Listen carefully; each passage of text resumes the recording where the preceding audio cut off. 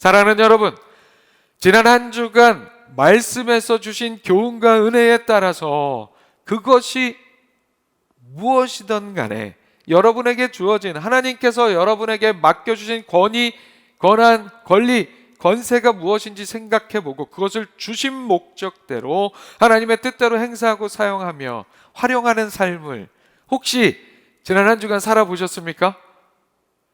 그래서 여러분의 그 권위로 누군가가 더 복되게 되고 누군가가 더 기쁘게 되고 더불어 여러분도 기뻐하는 삶을 살아보셨나요? 계속해서 그런 삶을 사는 여러분들이 되시기를 바랍니다. 오늘 말씀도 그 권위와 관련된 말씀입니다. 지난주에는 우리에게 권위가 주어진 목적과 그 권위를 주신 분이 하나님이시라는 말씀을 나누었습니다. 오늘 말씀은 그 연장선이면서 우리에게 주어진 권위가 아닌 우리 삶 자체에 대한 권위를 이야기합니다. 바로 우리 삶에 대한 권위, 나의 삶에 대한 권위, 권리, 권세, 권한을 누가 가지고 있는가에 대한 말씀의 교훈이 착각에 빠진 포도원 농부들의 이야기를 통해 등장합니다.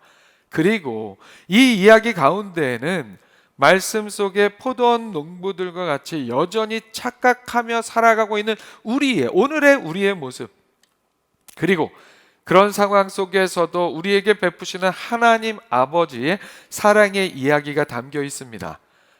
오늘 함께 나누는 말씀 통해서 하나님께서 우리에게 주시기 원하시는 그 하나님의 영적 교훈과 은혜를 잘 깨닫는 우리 모두가 될 수 있기를 축복합니다. 우리 화면 보시고 함께 읽어보겠습니다. 시작.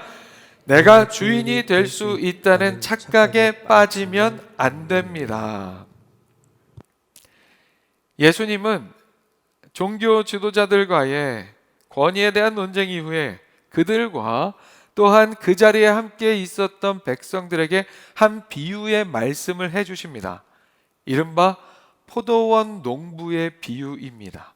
말씀은 이렇게 시작합니다. 그가 또 이 비유로 백성에게 말씀하시기 시작하시니라. 한 사람이 포도원을 만들어 농부들에게 새로 주고 타국에 가서 오래 있다가, 어떤 사람이 포도원을 만들고 소작 농부들에게 새로 맡겨주고 떠났습니다. 이 말씀 당시인 1세기 팔레스타인 지역에서 포도원을 지어놓고 소작농에게 맡겨놓는 일은 흔히 볼 수 있는 일이었습니다.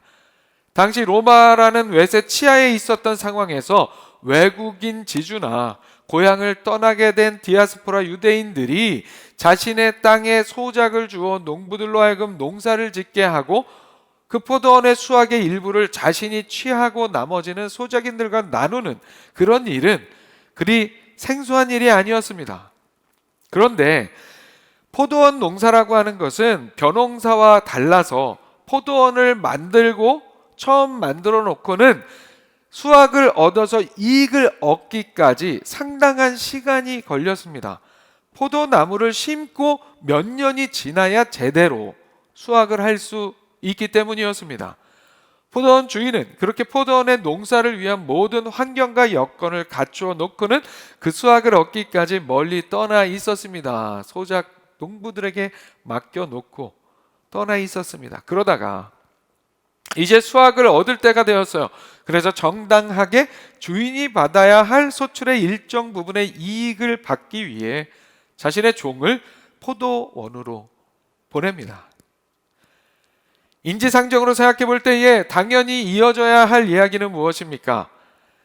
자신의 땅이 없는 상황에서 농사를 지어 소출을 얻도록 포도원을 세우는 모든 투자를 아끼지 않았고, 또한 자신들에게 일을 할 수 있도록 맡겨준 그 주인에게, 포도원 주인에게 감사하며 그들이 얻은 소출에서 주인에게 가야 할 이익을 주인의 종의 손에 들려보내고 자신들도 나머지 이익을 취하면 되는 일이었습니다. 즐겁게 행복하게. 그런데 이해할 수 없는 일이 발생합니다. 소작 농부들이 이렇게 행동합니다. 이어지는 말씀입니다. 때가 이름에 포도원 소출 얼마를 바치게 하려고 한 종을 농부들에게 보내니 농부들이 종을 몹시 때리고 거저 보냈거늘 보내었거늘 다시 다른 종을 보내니 그 돈 몹시 때리고 능욕하고 거저 보내었거늘 다시 세 번째 종을 보내니 이 종도 상하게 하고 내쫓은지라. 이 당시 포도원 주인은 포도원을 세워놓고 멀리 떠나 있었지만 그렇다고 포도원의 소유권이 포도원을 맡은 농부들에게 있는 것은 아니었습니다. 그래서 그 땅의 이익에 대한 권리를 주인이 취하는 것은 마땅한 일이었습니다. 그러나 농부들은 그들이 당연히 해야 할 일은 하지 않고 주인이 보낸 종을 몹시 때려서 그냥 보냈습니다. 그것도 한 번이 아니라 주인이 다른 종을 두 번 더 보냈음에도 불구하고 오히려 처음보다 더 주인의 종을 심하게 때리고 능욕하고 상하게 하고 나아가 그렇게 폭력을 행사하며 내쫓기까지 했습니다. 이들의 악행은 점점 더 그 강도를 더해 갔습니다. 이 농부들은 도대체 왜 이렇게 악한 일을 저질렀을까요? 그 이유가 이어지는 말씀에 등장합니다. 이어지는 말씀 읽습니다. 포도원 주인이 이르되 어찌할까? 내 사랑하는 아들을 보내리니 그들이 혹 그는 존대하리라 하였더니 농부들이 그를 보고 서로 의논하여 이르되 이는 상속자니 죽이고 그 유산을 우리의 것으로 만들자 하고 포도원 밖에 내쫓아 죽였느니라. 이 농부들이 원했던 것은 포도원 주인이 자신들에게 세를 주어서 자신들이 사용할 수 있었던 그 포도원의 주인이 되는 일이었습니다. 그것을 원했어요. 그 욕심에 눈이 멀어서 그들은 넘어서는 안 될 선을 넘게 되었습니다. 종들을 폭행하고 능욕하고 쫓아버린 것도 이미 선을 넘은 일이었지만 결국에는 포도원 주인이 보낸 포도원 주인의 아들마저 죽이는 만행을 저지릅니다. 이들은 포도원 주인의 상속자가 사라지면 그 유산이 자신들의 것이 될 수 있다 생각했습니다. 욕심에 눈먼 심각한 착각이었습니다. 이 당시의 유대 법에 의하면 땅의 주인이 3년간 소작인에게 지주의 몫을 받아가지 않으면, 나타나지 않으면 소작인이 포도원 소유주가 될 수 있는 법이 있었습니다. 그러나 그것은 전쟁이나 병으로 지주가 사망하게 되었을 경우를 대비해서 만들어 놓은 법이었지, 이렇게 인위적으로 그런 상황을 만들려고 한 법이 아니었습니다. 그렇게 주인의 아들을 죽임으로 그 포도원이 자신들의 것이 될 수 있을 것이라 생각했지만 그것은 그들의 완전한 착각이었습니다. 말씀 당시 예수님의 이 비유의 말씀을 듣는 사람들은 이 이야기에 충격을 받았습니다. 아무리 비유라 하더라도 이야기 속의 농부들의 행위가 너무도 악한 일이었기 때문입니다. 그래서 예수님께서는 이런 상황에서 포도원 주인이 어떻게 하겠느냐고 물으시며 이렇게 말씀해 주십니다. 그런즉 포도원 주인이 이 사람들을 어떻게 하겠느냐? 와서 그 농부들을 진멸하고 포도원을 다른 사람들에게 주리라 하시니. 자신들의 욕심에 눈이 어두워 선을 넘어도 한참 넘은 이들에게 닥칠 일은 주인이 와서 그들을 진멸하고 그들의 것이 될 수 있을 것이라 착각했던 그 포도원이 다른 사람들에게 넘어가게 되는 일이었습니다. 사랑하는 여러분, 하나님께서 우리의 인생을, 우리의 삶을, 우리의 마음을 하나님께서 지으셨습니다. 그리고 우리의 삶의 모든 환경과 여건을 지으셔서 하나님 안에서 삶의 열매를 맺도록, 하나님 안에서 행복한 삶을 살아갈 수 있도록 우리에게 우리의 삶을 맡겨 주셨습니다. 나의 삶에 대한 권한, 권리, 권세는 그래서 우리에게 있는 것이, 나에게 있는 것이 아닙니다. 그것은 모두 우리를 지으신, 나를 지으신 하나님 아버지께 있다는 사실을 우리는 잊지 말아야 합니다. 그런데 오늘 살아가고 있는 우리의 삶의 모습은 어떻습니까?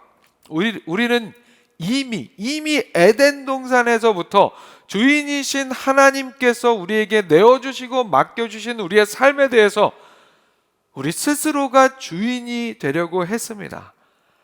하나님과의 관계 안에서, 그 사랑 안에서, 그 영향력 안에서, 그 다스림 안에서 살아가려고 하지 않고 내가 주체적으로 내 삶의 주인이 되려고 했습니다. 그리고 그런 삶의 모습은 신라권한 이후에, 에덴 동산에서 쫓겨난 이후에 이 땅에 유한한 삶을 살아가는 상황에서도 우리 안에 계속해서 유전되고 있습니다. 내 인생의 주권은, 내 인생에 대한 권위, 권리, 권한, 권세는 내게 있는 것이 아니라 바로 우리를 지으신 하나님께 있습니다. 그 사실을 인정할 때 역설적으로 우리는 진정한 의미에서의 나의 삶을 살 수 있습니다. 하나님의 우리의 삶을 향한 권위, 주권은 우리를 억압하기 위해서 하나님께서 쥐고 계시는 게 아니라 하나님 안에서 우리를 진정으로 자유케 하시기 위해서 하나님께서 갖고 계시는 것이기 때문입니다. 오늘 예배하는 우리 모두가 이 사실을 잊지 않고 내 마음대로 내 삶의 주인이 되고자 시도하는 삶이 아니라, 내가 내 삶의 진정한 주인이 될 수 있을 것이라 착각하는 삶이 아니라, 내 삶에 대한 하나님의 권위를 인정하고 하나님의 말씀대로 순종하여 하나님 안에서 참 자유한 삶을 살아가는 우리 모두가 될 수 있기를 축복합니다. 화면 보시고 다시 한번 함께 읽어봅니다. 시작. 비유 속에 드러나는 하나님의 사랑을 잘 깨달아야 합니다. 오늘 이 비유의 말씀은 1차적으로 당시 종교 지도자들을 향한 말씀이었습니다. 그리고 이 비유의 말씀은 당시 종교 지도자들 뿐만이 아니라 일반 백성들에게도 익숙한 말씀이었고, 또 예수님께서 이 비유를 통해 무슨 말씀을 하시는 건지도, 등장인물이 누구를 의미하는지도 그리 어렵지 않게 이해할 수 있는 상황이었습니다. 구약의 말씀 여러 곳에서 이스라엘을 하나님께서 만드신 포도원에 비유하고 있습니다. 그래서 오늘 본문에서 포도원의 주인은 하나님이시고 소작 농부들은 종교 지도자들을 의미합니다. 그리고 포도원 주인이 보낸 종들, 농부들에게 폭행을 당하고 내쫓김을 당한 종들은 오랫동안 제약 가운데 있는 이스라엘에게 하나님께서 그들을 깨닫게 하시기 위해서 파송하신 선지자들을 의미하고, 폭행을 행하는 농부들은 당시 종교 지도자들이었습니다. 그리고 결국 보냄을 받았던 아들은 바로 예수님을 의미하죠. 종교 지도자들에게 죽임을 당하게 되시는 예수님을 의미합니다.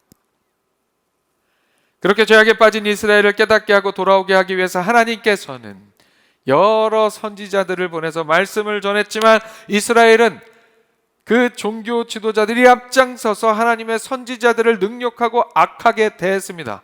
그리고 이제는 하나님의 아들이신 예수님도 죽이려 들고 있습니다. 오늘 본문의 비유의 말씀은 그렇게 당시 종교 지도자들이 결국 자신들을 비유하여 하는 이야기인지 잘 알 수 있는 말씀이었습니다. 이들은 하나님의 소유인 포도원, 즉 이스라엘 백성들을 그렇게 자신들의 소유를 삼아 하나님의 것이 되지 못하도록 했습니다. 그저 자신들의 세상적인 기득권의 출처로만 삼았습니다. 그렇게 이 비유의 말씀이 자신들을 향한 이야기라는 것을 분명히 알게 되었다면 이들은 회개해야 했습니다. 그러나 오늘 본문 속의 종교 지도자들은 예수님의 비유의 이야기가 결국은 자신들의 죄악상을 지적하는 말씀이라는 것을 알고도 자신들의 죄를 깨닫고 뉘우치고 회개하기보다는 자신들의 죄악상을 들춰내는 예수님을 더욱 미워했고 죽이려 들었습니다. 참으로 안타까운 상황입니다. 게다가 예수님은 오늘 본문의 비유의 말씀을 통해서 이스라엘 사람들에게, 종교 지도자들에게 한 가지 더 중요한 사실을 알려주고 있었습니다. 그것은 바로 소작 농부들의 만행을 대하는 포도원 주인의 모습에 담겨진 하나님의 사랑이었습니다.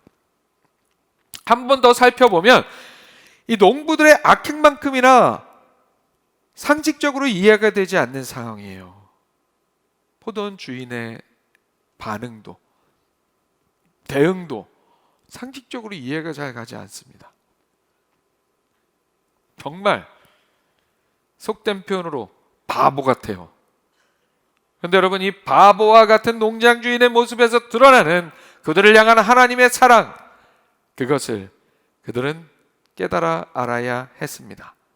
자, 여러분, 포도원 농부들이, 이 소작 농부들이 보이는 행동, 여러분이 그 포도원의 주인이라면 어떻게 반응하시겠습니까?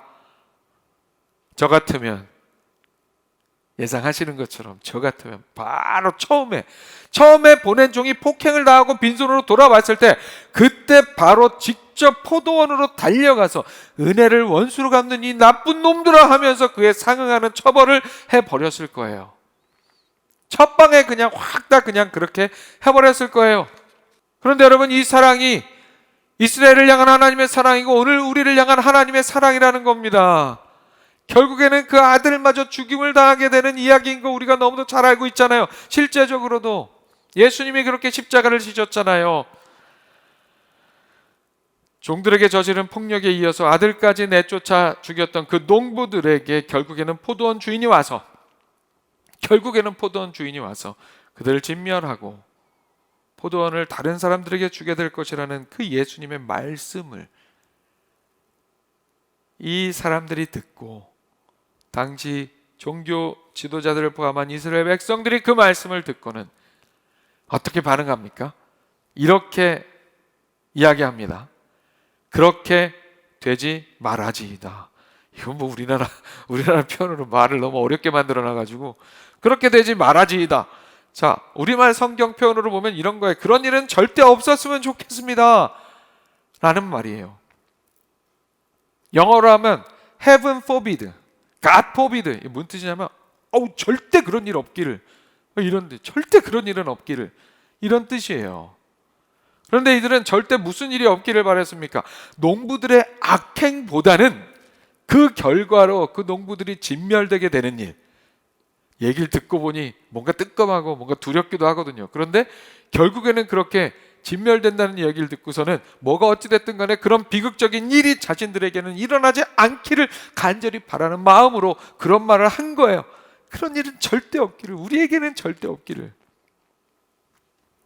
그렇다면, 그렇게 결국에는 진멸되어 버릴 일이 없기를 바란다면 이들은 예수님의 비유의 말씀을 듣고 깨닫고 회개하고 돌아서면 되는 일이었습니다.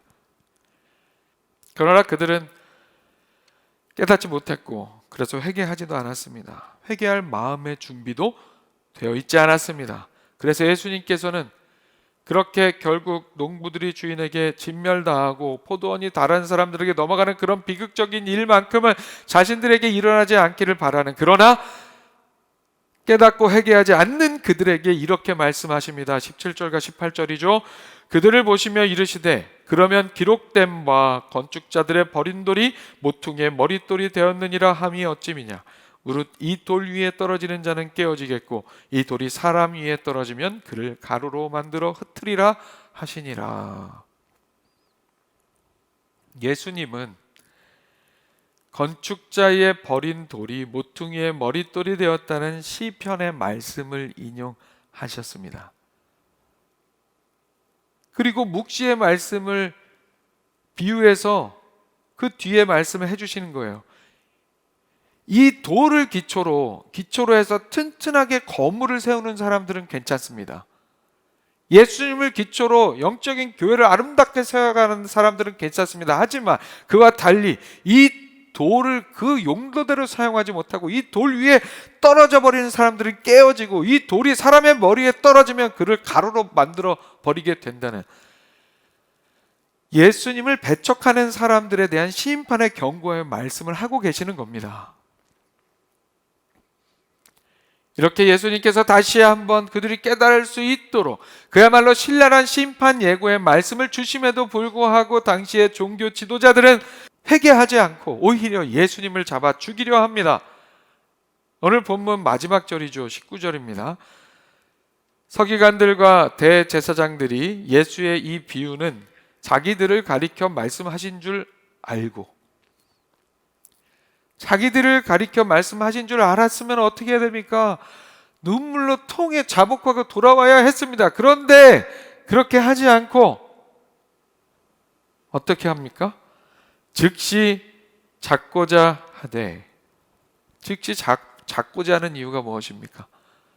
잡아 죽이려고 하는 거죠. 그런데 여전히 인간적인 마음에 백성들이 두려워서 어찌할 줄 모르는 상황에 놓여지게 되었어요. 그렇게 그들에게 인내하시고 기다리시는 그 사랑으로 결국에 하나님께서 당신의 독생자 아들을 보내셨음에도 그들은 예수님을 십자가에 못 박아 포도원을 자신들의 소유로 삼으려 했습니다. 예수님께서 이전의 말씀으로 꾸짖으신 것처럼 그들은, 종교 지도자들은 천국문을 아주 그냥 칵 닫아버리고 지네들도 들어갈 생각이 없고, 들어가려고 하는 이스라엘 백성들을 못 들어가게 하는 아주 악한 사람들이었습니다. 사랑하는 여러분, 우리는 이 종교 지도자들의 삶의 모습을, 이 전철을 밟아서는 안 됩니다. 비유 속에 드러나고 있는 오래 참으시는 하나님의 사랑은 오늘 우리의 삶을 향해서도 동일합니다. 동일합니다, 여러분. 하나님이 나의 삶의 주인임에도 불구하고 내가 주인이 되어서, 내가 내 삶의 주인이 될 수 있다는 착각에서 내 삶의 권위를 내 손에 쥐고 살아가려고 하는 우리의 삶에도, 그렇게 하면 진짜 내가 내 삶의 주인이 돼서 내 마음대로, 내 계획대로, 내가 생각하는 대로 행복하게 내가 주인이 되어서 살 수 있다는 그 착각을 하고 있는 우리의 삶을 향해서도 그 오래 참으시는 하나님의 사랑은 동일합니다. 그래서 오늘도 우리에게 이 말씀을 주시는 거예요. 아직 우리에게 기회가 있다고. 우리의 사랑이, 우리를 기다려주시는, 바보 같은 사랑으로 우리를 기다려주시는, 여전히 우리를 참고 인내하시며 기다려주시는 그 하나님의 사랑에, 우리의 응답의 사랑이 조금 늦었더라도 그 기다려주시는 하나님의 사랑을 온전히 깨닫고 그 사랑에 감사하며 온전히 그 사랑에 응답하는 우리가 될 수 있기를 소망합니다. 그 사랑을 온전히 깨달아 이제 내가 내 삶의 주인이 될 수 있다는 착각은 다 내어버리고 내 삶은 주의 것이라는 사실을 온전히 고백하고 주님의 말씀에 순종하여 내 삶을 이뤄나가는 우리 모두가 될 수 있기를 축복합니다. 말씀 마치겠습니다.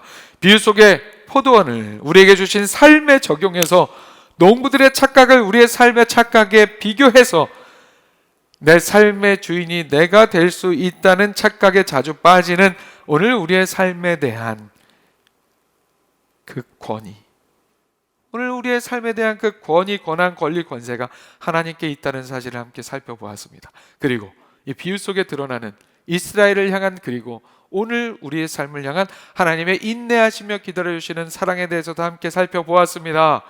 오늘 주신 말씀 기억하며 우리를 기다려주시는 하나님의 그 사랑에 온전히 응답하여 내 거인 듯 내 거 아닌 나의 삶에 대한 권위를 내 삶의 주인 되시는 하나님께 온전히 내어드리는 삶을 사는 우리 모두가 될 수 있기를 소망합니다. 그 삶은 내 기준과 내 생각과 내 철학과 내 욕심과 내 마음과 내 판단대로 살아가는 삶이 아니라 온전히 하나님의 말씀대로, 말씀의 인도하심대로 살아가는 삶을 의미합니다. 그리고 그 삶이 진정으로 자유한 삶이 될 수 있음을 여러분 믿으시기 바랍니다. 이 시간 함께 예배하는 우리 모두가 그런 신앙의 삶을 살아갈 수 있게 되기를 주님의 이름으로 축원합니다.